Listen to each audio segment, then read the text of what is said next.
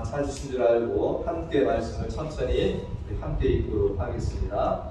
베드로전서 1장 8절에서 12절까지 함께 읽습니다. 시작. 예수를 너희가 보지 못하였으나 사랑하는도다. 이제도 보지 못하나 믿고 말할 수 없는 영광스러운 즐거움으로 기뻐하니 믿음의 결국 그 영혼의 구원을 받음이라. 이 구원에 대하여는 너희에게 임할 은혜를 예언하던 선지자들이 연구하고 부지런히 살펴서 자기 속에 계신 그리스도의 영이 그 받으실 고난과 후에 받으실 영광을 미리 증언하여 누구를 또한 어떠한 때를 지시하시는지 상고하니라. 이 섬긴 바가 자기를 위한 것이 아니요 너희를 위한 것임이 계시로 알게 되었으니 이것은 하늘로부터 보내신 성령을 힘입어 복음을 전하는 자들로 이제 너희에게 알린 것이요 천사들도 살펴보기를 원하는 것이니라. 아멘. 할렐루야.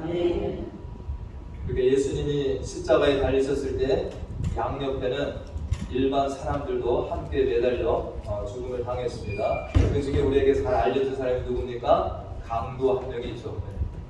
강도가 예수님을 그 순간에 믿고 구원을 받았다. 우리는 그렇게 알고 있습니다. 우리가 이 세상 가운데서도 흉악무도한 사람들이 많이 있죠. 우리나라에도 최근에 이런 흉악범죄가 많이 일어나긴 하지만 옛날에도 많이 또 있었더라고요. 보니까 한국에 유명한 살인자들이 있는데 그 중에 우리 성도님들 세대에 기억할 만한 사람이 고재봉이라고 하는 사람이 있습니다. 기억나시나요? 너무 잘하시네요. 네, 고재봉이라고 하는 이 사람이 군대에 갔다가 어떤 장교 그 집에 공감정으로 일을 하는데 그 집에서 고기 한 덩어리를 그 옛날에 이제 고기로 귀한 때였는 거예요. 고기 한 덩어리를 훔쳤다가 뭐 합니까? 그 장교가 괘씸하다고 감옥에 넣은 겁니다. 그래서 이 사람이 7개월인가 감옥에 있었대. 그러니까 이것이 이제 막 화가 나가지고 원한 관계로 내가 이 감옥만 나가면 그 사람을 죽여버리겠다. 그래서 이 사람이 앙심을 품고 가서 온 일가족을 다 죽였습니다. 그 일하는 어떤 여아이까지 7명을 죽였대요. 근데 아주 악랄하게 도끼로다가. 근데 그게 죽이고 났더니 누구예요?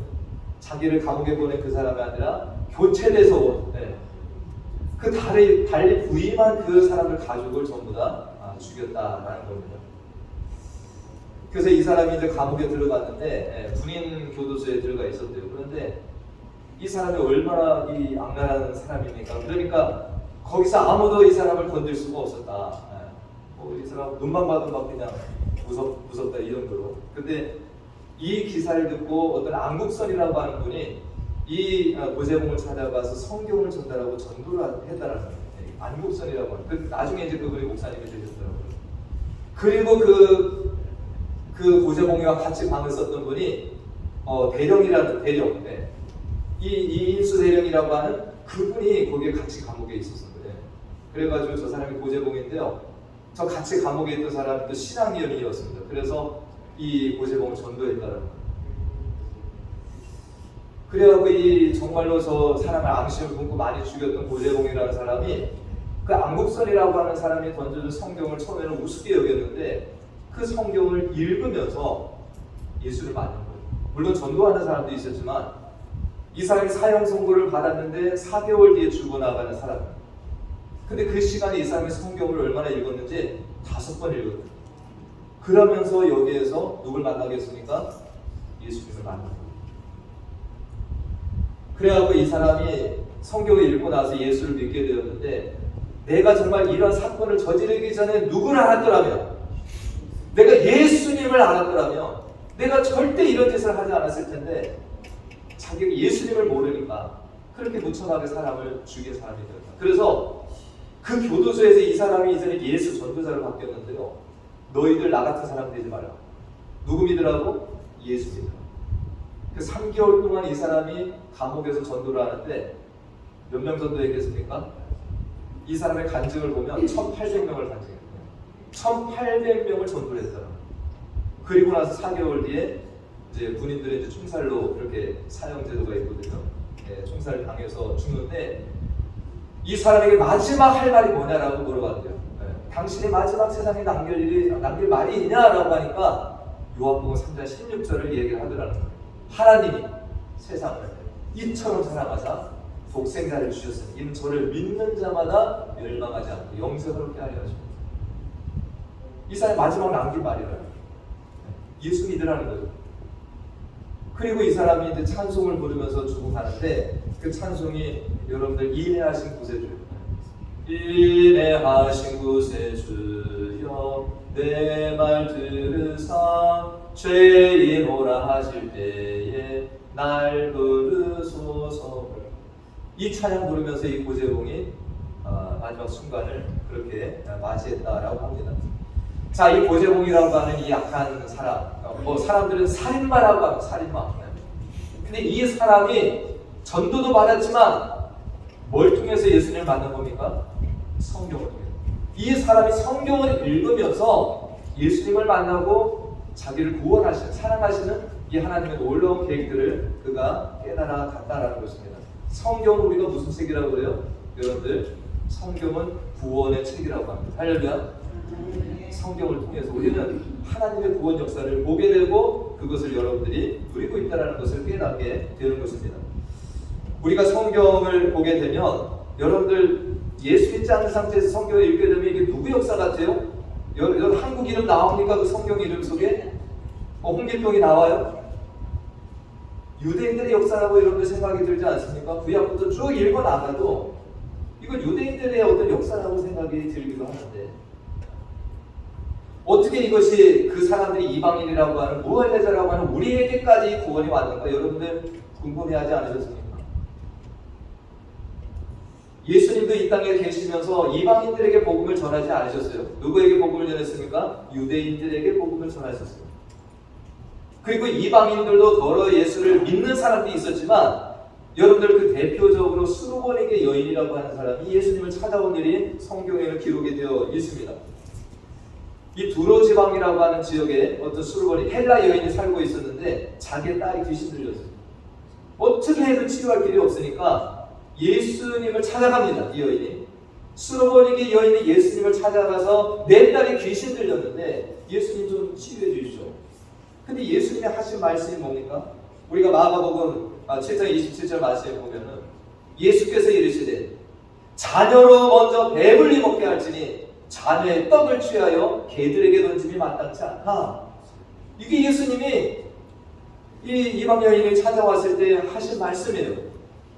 지금 예수님이 누구에게 복음을 더 전하셔야 된다는 거예요? 유대인들에게. 내 자녀를 먼저 배불리 먹게 해야 된다는 거예요. 그래서 아직 개들에게는 던짐이 마땅치 않다. 이 여인이 얼마나 수치스럽겠습니까? 내 딸의 병을 낫게는 하고 싶은데 그래도 나를 개라고 취급을 하나. 근데 여인이 어떤 믿음을 주님께 보였으니까 그 다음 말이죠. 여자가 대답하여 이르되 주여 옳소이다만 그러나 상 아래 개들도 아이들이 먹던 부스러기를 먹나이다. 주님이 유대인들에게 이 하나님의 뜻을 전하고 복음을 전하는 거 맞지만 이해합니다. 그러나 개들도 뭔가 부스러기를 먹고 살지 않습니까? 유대인들에게 먼저 이 복음을 전해주고 하는데 나 같은 이방인에게 이 부스러기 같은 은혜라도 좀 내려주시면 안 되겠습니까? 주님께서 여인에게 뭐라고 했습니까? 가라, 네 딸이 취하받았다. 그래서 이 여인의 딸이 고침을 받는 이런 일이 성경에는 있습니다. 예수님께서 이것을 유대인과 어떤 이방인들을 차별했다 이것이 아니라 예수님도 이 땅에 오신 하나님의 뜻을 수행하는 데 있어서 어떤 유대인과 이방인의 그런 차이들이 있다라는 것을 이 말씀 속에서 보여주고 있는 것입니다. 오래전에 유대인들은 세 가지 기도를 아침에 일어나면 했대요. 남자들이. 첫째는 어떤 기도를 했냐? 내가 이방인이 아니라 유대인으로 태어나서 감사합니다라는 기도예요. 유대인 남자들이. 두 번째는 하나님 내가 여자가 아니라 남자로 태어난 거 감사합니다. 그리고 세 번째는 내가 노예가 아니라 자유로 태어난 것을 감사합니다. 이 유대인들이 얼마나 이방인에 대한 사고를 그렇게 가졌는지를 우리가 알 수 있는 것이 됩니다. 바울은 로마 교회에 편지를 쓸 때 이 로마의 사람들도 사실은 뭐예요? 이방인들이었죠. 그죠? 바울이 로마서를 기록을 해서 편지를 보냈는데 그 속에 보면은 이 바울이 그런 어떤 유대인들과 이방인들의 관계를 설명하는 것들이 있습니다. 로마서 11장 17절 말씀에 보면 또한 가지 얼마가 꺾이었는데 돌 감람나무인 내가 그들 중에 접붙임이 되어 우리 김문조 권사님 계시죠? 널서리에서 아주 전문가신데 이 말씀이 뭐예요? 또한 가지 얼마가 꺾였다라는 것은 유대인들이 하나님을 버렸다라는 거예요. 네. 그래서 돌감나무와 같은 너다라는 거예요. 이 돌감나무는 쓸모없는 거잖아요. 이게 이방인을 얘기하는 겁니다. 돌감람나무인 내가 그들 중에 접붙임이 되어서 참 감람나무 뿌리의 진액을 함께 받는 자가 되었습니다. 이런 일이 일어났다라는 거예요. 그래서 그 다음 말씀에 이렇게도 설명을 합니다. 그 가지들을 향하여 자랑하지 말라라는 거예요. 이방인들에게 하는 얘기입니다. 자랑할지라도 네가 뿌리를 보존하는 것이 아니고 뿌리가 너를 보존하는 것입니다. 우리가 이 말씀을 보면은 그 다음에 21절까지 볼게요. 11절 21절에 하나님이 원가지들도 아끼지 않으셨습니다. 원가지를 누굴 얘기하는 겁니까? 하나님의 오랜 구원의 역사 속에 있었던 이스라엘 백성들을 얘기하는 거예요. 그 혹여나 선민이라고 하는 그들, 그러나 하나님의 그들조차도 하나님을 등지고 불신했을 때, 거역했을 때 어떻게 하신다는 거예요? 하나님께서 그 원가지들도 잘라버리시고 원가지들도 아끼지 아니하셨으면 너도 아끼지 아니하리라. 우리는 접붙임을 받은 돌감람나무에서 참감나무로 접붙임을 당한 건데 우리가 뭘 자랑할 게 있냐라는 거예요. 니들도 자랑하고 만약 교만해지고 그렇게 하나님을 거역하면 뭐한다? 하나님에게 잘림을 받을 수가 있다라고 이 관계를 설명합니다. 우리가 이런 말씀들이 있다 보면 정말로 나에게 이루어진 구원이 얼마나 이게 놀라운 것이고 하나님의 또 섭리 속에서 이루어진 것인가를 우리가 깨닫게 됩니다. 에베소서 2장 11절 말씀에서 구체적인 말씀들이 있습니다. 에베소서 2장 11절 말씀에 한번 읽어볼까요? 그러므로 생각하라. 너희는 그때 육체로는 이방인이요 손으로 육체에 행한 할례를 받은 무리, 이 유대인들을 얘기하는 겁니다. 이 사람들로부터는 우리가 할례를 받지 않은 무리라 칭함을 받은 자들이라. 우리는 무할례당이라는 거예요. 우리가 그런 자들이에요. 그 다음 말씀을 보니까 그때 너희는 어디에 있었다? 그리스도 밖에 있다는 거예요. 이스라엘 나라 밖의 사람이고 약속의 언약들에 대해서는 우리가 외인이라는 거예요. 외인. 그 다음에 세상에 소망이 없고 하나님도 없는 자리였더니 이게 우리의 실상이라는 거예요. 이방인들 하나님을 몰랐어요. 제사제도도 몰랐어요. 아무것도 몰랐었습니다. 그리스도 밖에, 우리는 언약 밖에 다 우리는 동떨어져 있었던 사람들이 된다라는 것입니다. 그러나 우리가 예수를 믿고 하나님의 자녀가 되고 하나님의 나라 백성이 되는 이것이 어떻게 이루어졌는가? 에베소서 2장 13절에 그것을 설명하고 있죠. 자, 다 같이 읽어보시죠.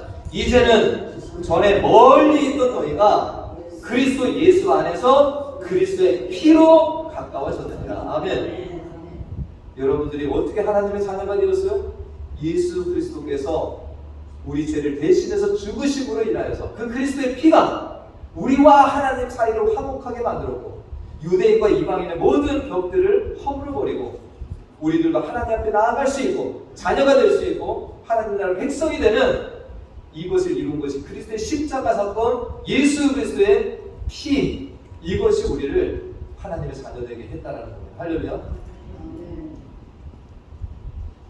이 속에 우리가 있었어요. 우리는 그런 이방인들이었습니다.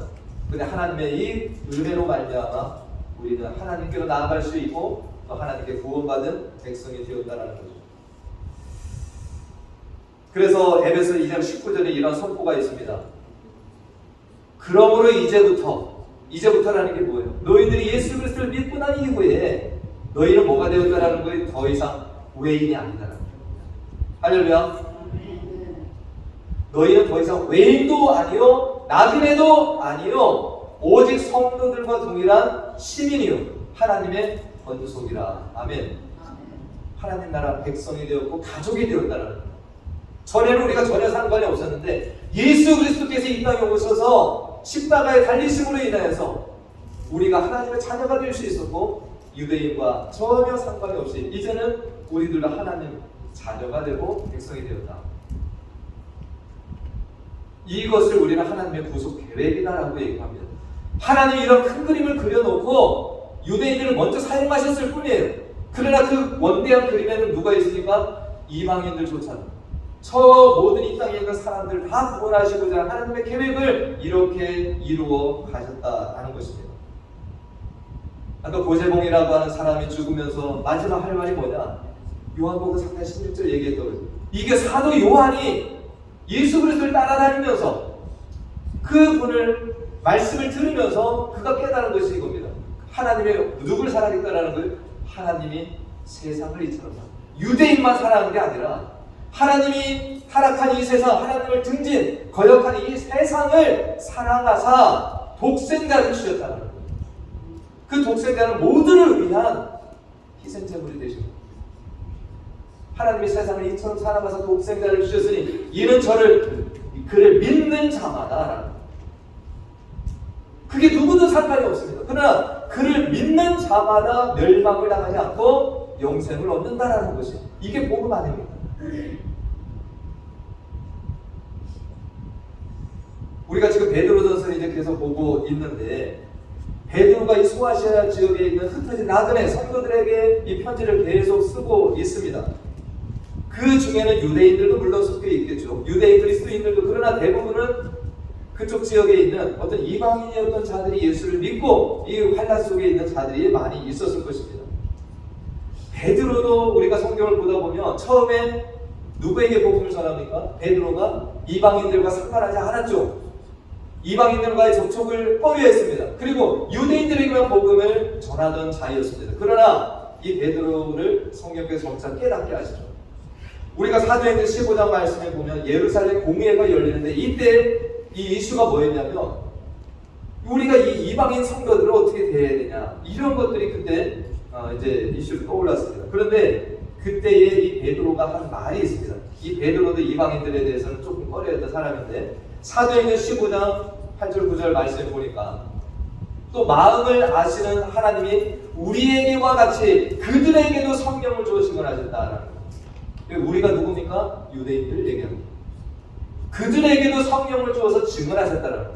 이방인들에게도. 그 다음 말씀 믿음으로 그들의 마음을 깨끗이 하사 그들이나 우리나 차별하지 아니하셨느니라. 할렐루야. 유대인이나 이방인이랑 똑같다라는 거예요. 그 다음 말씀 그러나 우리는 그들이 우리와 동일하게 뭐로다 구원을 받는다? 주 예수의 은혜로 구원받는 줄을 믿노라. 아멘. 베드로가 그 상황을 정리를 한 겁니다. 자꾸 유대인들처럼 쟤들도 율법을 지켜야 되고 할례 받아야 되고 이런 얘기를 하니까 베드로가 이 구원이 예수 그리스도의 은혜로 모든 이에게 거저 주시는 건데 그런 걸 한다라고 안 한다라고 차별이 있을 수 없다라는 거죠. 베드로가 이런 것들을 깨달은 것은 정말 말씀을 통해서 그 성령께서 그에게 깨닫게 하신 이런 걸 통해서 베드로가 점점 하나님의 일들을 이해하고 나아가게 됩니다. 이 베드로가 8절 말씀을 보니까 이 이방인 성도들 거기에 있을 것인데 이들이 어떤 자들이라는 거 예수를 보지 못한 자들이라는 거예요. 예수를 너희가 보지 못하였으나 사랑한다라는 거예요. 이 베드로는 예수님을 만났습니까? 안 만났습니까? 베드로는 어때요? 예수님을 3년간 따라다니면서 예수님의 말씀을 들었고 예수님이 행하시는 기적들을 보았고 그리고 유대에 있는 많은 사람들 이스라엘 땅에 있었던 사람들은 예수님이 오병이의 기적을 행하시는 것도 본 사람이 있을 것이고 또 예수님이 십자가에 달렸을 때 본 사람도 있을 것이고 부활하신 주님을 만난 사람도 있을 것입니다. 그러나 저 소아시아의 지역에서 전혀 예수를 보지 못하고 그러나 이 누가 전하는 복음을 듣고 믿은 사람들은 예수를 보지 못했다는 거예요. 그러나 그들이 어땠다라는 거예요? 예수를 보지 못하였으나 사랑하는 거다. 할렐루야. 그들도 그 예수님을 믿고 그 예수님을 사랑하고 그렇게 살아가고 있다는 것을 베드로가 이렇게 증거하고 있습니다. 이러한 것이 가능한 것은 뭡니까? 예수님은 비록 이 땅에서 부활하시고 승천하셨지만 예수 그리스도 누굴 보내셨습니까? 우리에게 성령을 보내주셨습니다. 이 성령께서 사람들 속에 역사하셔서 믿게 하시는 이 역사를 이루시는 이것들이 있기 때문에 가능한 것이다라는 거죠. 우리들도 정말로 2000년 전에 오셨던 그 예수님, 우리는 저 팔레스타인하고 얼마나 떨어져 있습니까? 그런데 우리들에게도 예수님의 이 땅에 오심과 정말 죽으심과 이 부활이 전해져서 우리도 그 예수님을 믿고 뭔 사람들이 된 거예요? 하나님 나라 백성이 되었고 우리는 이렇게 지금 믿고 살아가고 있는 은혜를 경험하고 있다는 것입니다. 할렐루야. 우리가 정말로 이 땅에 살아가는 사람들, 정말 이것을 믿고 살아가는 사람들에게 오늘 9절 말씀에 보니까 이들에게 뭐가 있다는 믿음의 결국 영혼의 구원을 받는다. 이것을 베드로가 증거하고 있습니다.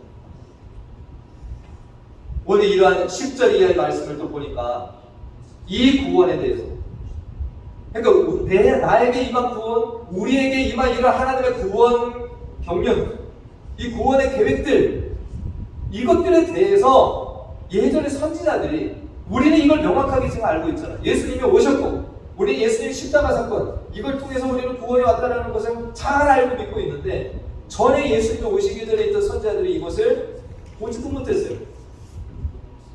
그래서 우리에게 임할 은혜를 예언하던 선지자들은 뭐일까? 연구하고 부지런히 살폈다라는 거예요. 이 구원에 대해서 관심을 가지고서 그들은 살았다라는 것입니다. 오늘날 우리들은 이런 구원에 대해서 정말 생각하시나요? 우리는 좀 감사한 마음을 갖고 살아가시나요? 이 구원에 대해서 우리들이 너무 오래전 얘기라고 생각을 하고 있지 않습니까? 우리 한국 속담에도 그런 얘기가 있잖아요. 어떤 사람 물에 빠져 죽는데 건져줬더니 뭘 생각한다고 합니까? 내 못다리가 어딨냐고. 네.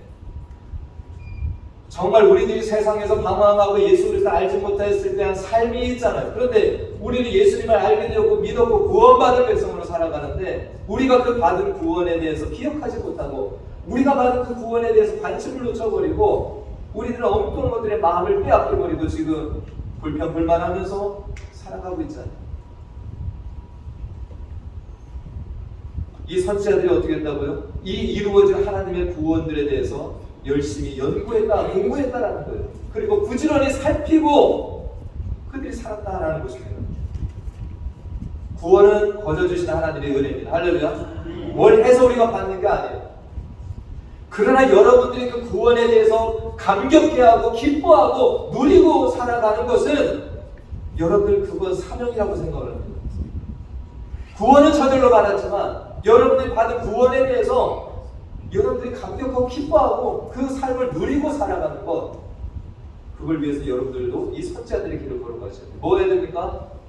이 우리에게 이루어진 구원을 연구하고 부지런히 좀 살펴보셔야 돼요.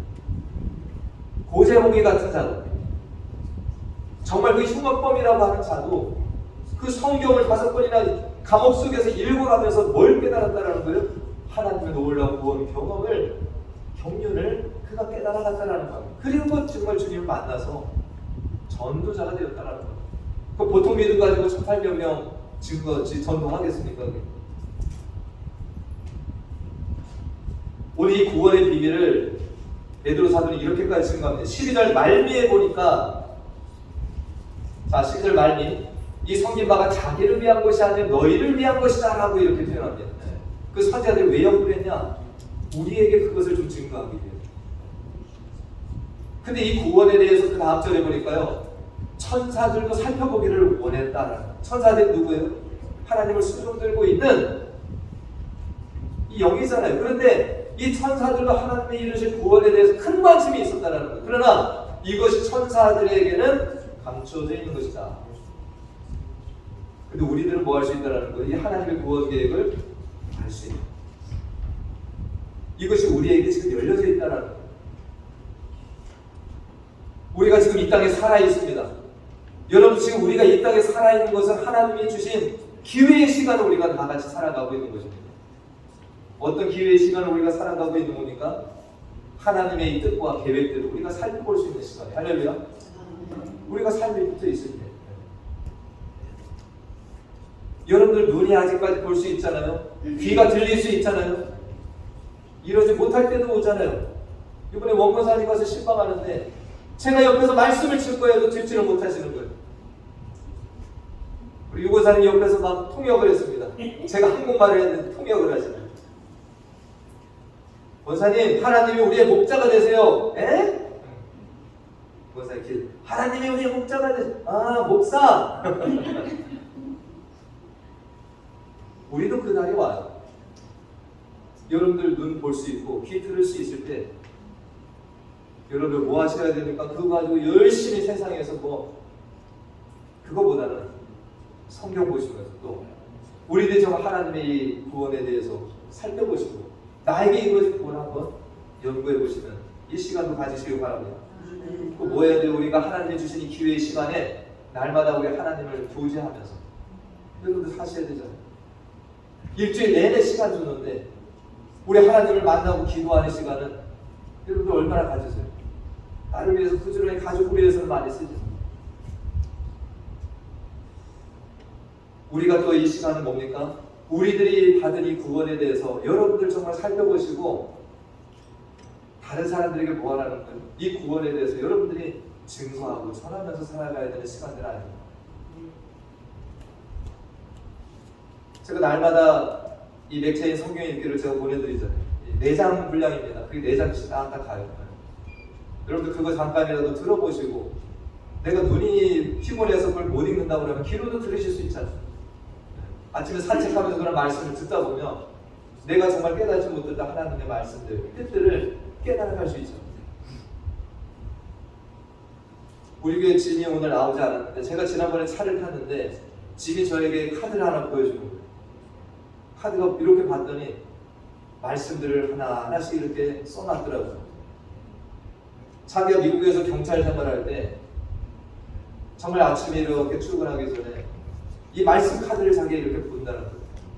그래서 이 말씀을 보면서 묵상하고 암송도 하고 지금 은퇴하셨잖아요. 그런데 지금도 차 속에다 돌 놓고 자기 계속 말씀 카드를 올려보면서 제가 감동받았습니다. 아, 정말 하나님을 의지하고 정말 이 하나님 말씀대로 살려고 애를 쓰고 계시는구나.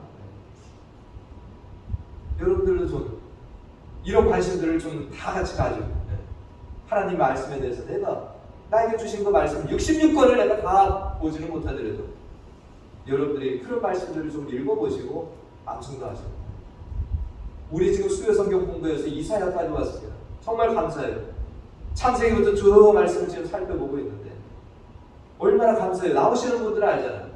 정말 하나님이 일하시는데 얼마나 놀랍게 일하시는가. 이거 모르고 우리가 죽을 수도 있는 겁니다. 그러나 성경을 공부하다 보니까 내가 아는 것은 더 확실하게 알고 모르는 것은 내가 깨달아가면서 이런 하나님의 놀라운 일들이 있구나. 이것이 그들의 역사가 아니라 나를 위해서 주시는 말씀이구나. 이것을 우리가 날마다 깨달아가자.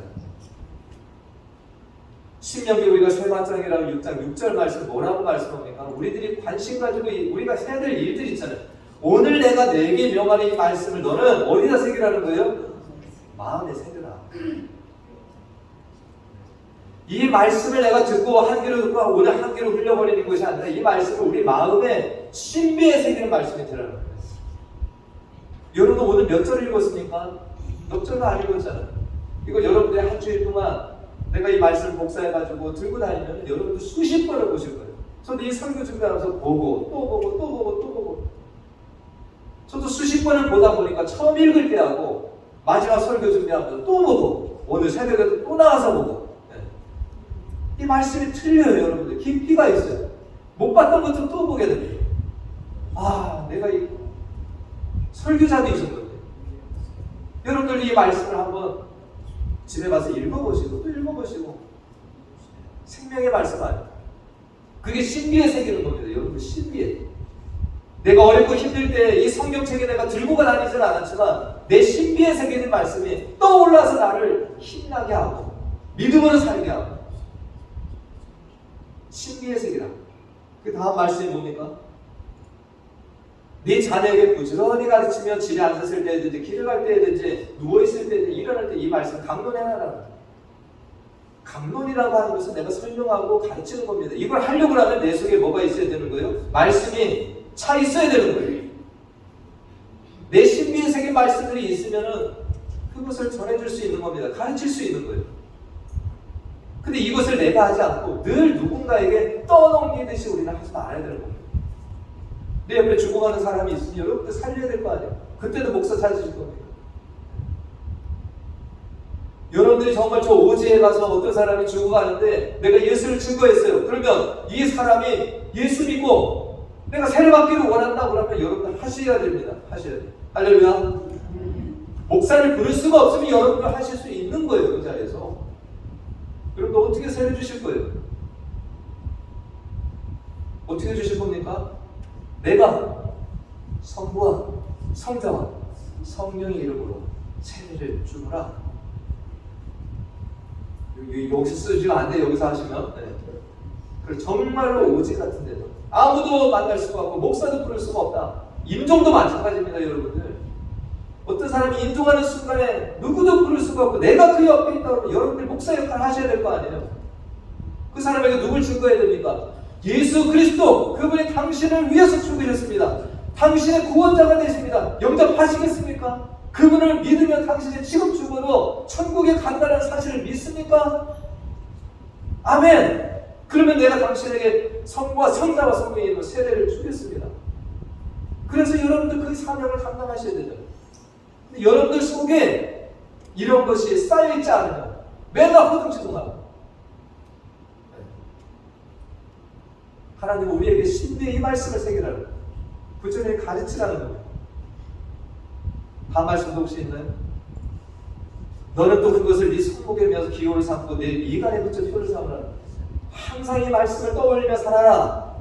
그 다음 말씀도 있습니다. 네 집에다가 어떻게 하라는 거예요? 문설주와 바깥문에 기록도 해라.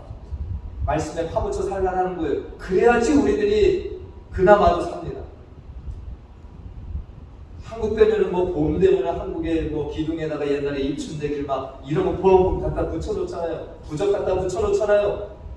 우리 믿음의 사람들은 뭘 가까이 해야 됩니까? 하나님의 말씀을 가까이 해야 됩니다. 여러분들 성경을 암송하고 싶은 거 있으면 적으세요. 차에다 놓고 읽어보시고 또 읽어보세요. 외울 수 있습니다. 그러면서 그 깊이를 깨달아갈 수 있어요. 냉장고에는 말씀 카드 좀 붙여놓으시고 한번 되뇌어보세요. 이번 주 설교 보면 이거 갖다 붙여놓으시고 오늘 설교한 거 또 올려보세요. 야, 나에게 이루어진 이 구원을 내가 정말 생각이나 하고 사나? 이 구원에 감사하며 살아가나? 내가 이 구원을 감격 속에서 내가 오늘 살아가나? 내가 세상에 아무리 힘들고 어려워도 하나님이 나를 살리셨다라는 사실을 떠올리면서 내가 믿음으로 지금 살아가고 있나? 제가 금요일날 이 말씀을 토요일날 새벽에 이 말씀을 드렸는데 하나님을 멀리한 북이스라엘과 남유다가 멸망을 당하잖아요. 남유다의 포로로 많은 사람들이 끌려갑니다. 그런데 다니엘 같은 인물은 어떻게 했습니까? 정말 거기에 끌려가서도 하나님 말씀대로 더 살려고 본을 보였습니다. 그리고 제가 에스라를 말씀드렸어요. 에스라는 바벨론에서 태어난 사람이에요. 이민 2세대라고 할 수 있어요. 포로 2세대예요. 근데 이 에스라라고 하는 사람은 그 바벨론 땅에 살지만 그가 어떤 결심을 가지고 살았나? 에스라서 7장 10절 말씀을 보니까 이런 결단을 가지고 그가 살았다는 거죠. 다 같이 한번 읽어볼까요? 시작.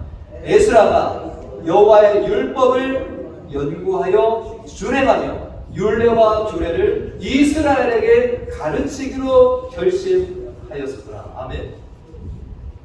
포로로 끌려간 땅에 살았지만 에스라는 뭔 결심을 가졌습니까? 이방 땅에서 내가 호의호식하고 에스라는 왕에게도 인정받는 삶을 살았습니다. 왕에게 뭘 부탁해도 다 들어줄 만한 이 사람이 그런 지위였어요. 그러나 그 사람이 그 당시에 바벨론에서 잘 먹고 잘 사는 관심이 아니라 어떤 관심이에요? 여호와의 율법을 내가 연구해야 되겠다. 그 말씀대로 살아야 되겠다. 내가 율법 규례를 지금 나라가 망해서 포로로 끌려와 있는 이 백성들에게 내가 가르치면서 내가 살아야 되겠다. 근데 하나님께서 이 에스라를 어떻게 사용하셨습니까? 포로 교환의 리더로 쓰셨어요. 그리고 이 포로로 귀환했던 이 백성들이 영적 부흥 운동을 일으키는데 이 에스라가 말씀 전파자로 그가 사용을 당합니다. 할렐루야. 쓰임을 받습니다. 여러분들 저도 이 말씀을 좋아하는데 우리 성도님들도 이 말씀을 기억하셔요. 에스라 7장 10절. 에스라가 가진 이 결단이 우리들에게도 동일한 겁니다. 우리도 하나님의 말씀을 보셔야 돼요. 나에게 이루어진 구원을 듣고하셔야 돼요. 제가 서두에 쭉 말씀드렸잖아요. 우리 이방인이었던 우리들에게 어떻게 이 하나님의 구원 역사가 왔나? 외인이었던 우리들에게, 나그네 같은 우리들에게, 언약에서 소외되었던 것 같은 우리에게 어떻게 이것이 왔나? 바로 예수 그리스도의 십자가는 것. 여러분들 이걸 믿고 성경을 또 보시고 또 연구해서 정말 여러분들이 이 구원에 대해서 흔들리지 마시고, 구원파가 와서 여러분들에게 당신은 언제 어떻게 구원받았냐, 몇 월 며칠 몇 시에 구원받았냐, 이상한 소리 하지 말고 가라고 하시고, 여러분들 이걸 확실하게 뭘 통해서 가져야 된다고요? 성경을 통해서 여러분을 가지시고 믿고 흔들리지 마시는, 그리고 다른 이들에게 이 구원을 증거하면서 하실 수 있는 우리 모두가 되길 간절히 축원드립니다. 기도하겠습니다.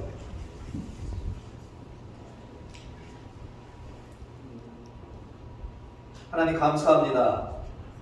베드로는 멀리 흩어져 살아가는 성도들이 이 신앙의 그 시련과 핍박으로 어려움 중에 살고 있지만, 그들이 보지도 못한 예수님을 믿고 사랑하며 또한 구원받은 자들임을 일깨우고 있습니다. 그들이 받은 구원은 이전 선지자들이 연구하고 부지런히 살핀 것이며 천사들도 살펴보기를 원했다라는 것을 설명합니다. 하나님, 우리들도 이방인들이었고 무할례자들에 해당된 자들이었지만 예수 그리스도 안에서 성도들과 동일한 시민, 하나님의 가족들이 되었습니다. 이 땅에 살아있는 동안에 성경을 통해서 이런 하나님의 놀라우신 구원들에 대해서 부지런히 살피고 연구하여 더 견고한 신앙으로 살아가는 자녀들에게 하여 주시옵시고, 또 이 구원의 비밀을 부지런히 증거하며 사는 성도들에게 인도하여 주시옵소서. 예수님의 이름으로 기도하옵나이다. 아멘. 다 같이 일어나셔서 우리 찬양하시고 축도로 예배를 마칩니다.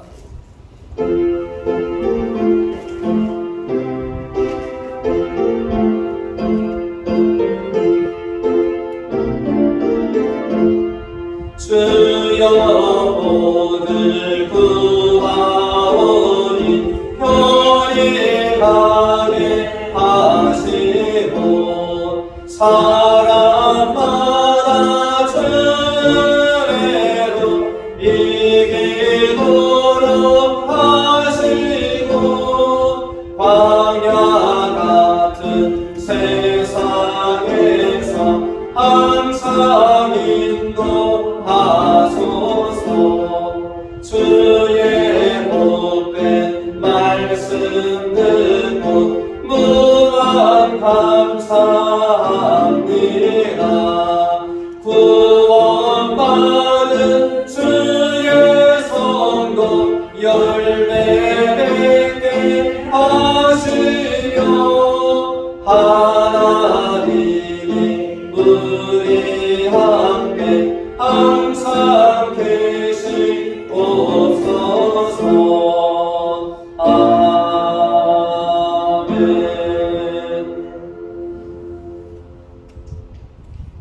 지금은 우리 주 예수 그리스도의 은혜와 하나님 아버지의 무한하신 사랑과 성령님의 교통, 강화, 충만 내주 인도하심이 우리에게 베풀어 주실 구원의 은혜와 사랑에 대하여 연구하고 부지런히 살피며 불로 연단하여도 없어질 금보다 더 귀한 믿음을 가지고 신앙의 길을 달려가기를 소원하며 나아가는 사랑하는 자녀들의 머리 위와 그들의 가정과 기업, 그리고 우리 교회 가운데 영원토록 함께 하시기를 간절히 축원하옵나이다. 아멘.